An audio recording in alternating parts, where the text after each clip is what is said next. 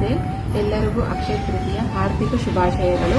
ಇವತ್ತು ನಾವು ಭಗವದ್ಗೀತೆಯಿಂದ ಯಾವ ಥರ ನಾವು ಒಂದು ಗೈಡೆನ್ಸ್ ಸಿಗುತ್ತೆ, ಇವತ್ತು ಎಲ್ರಿಗೂ ಸೇರಿ ಒಂದು ಗೈಡೆನ್ಸನ್ನು ನಾನು ತೆಗಿತೀನಿ.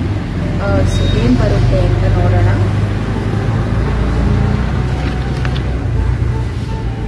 ವಿಜ್ಞಾನ ಯೋಗದಿಂದ 17ನೇ ಶ್ಲೋಕ. ತೇಷಾಂ ಜ್ಞಾನಿ ನಿತ್ಯಯುಕ್ತ ಏಕಭಕ್ತಿರ್ವಿಶಿಷ್ಯತೆ ಪ್ರಿಯೋ ಹಿ ಜ್ಞಾನಿನೋತ್ಯತ್ಯ ಮಹಂಸ ಚ ಮಮ ಪ್ರಿಯ.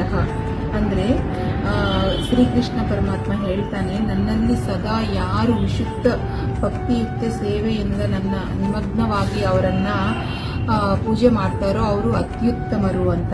ಅವರಿಗೆ ಕೃಷ್ಣನಿಗೆ ಅವರು ತುಂಬ ಪ್ರಿಯವಾಗಿರ್ತಾರೆ.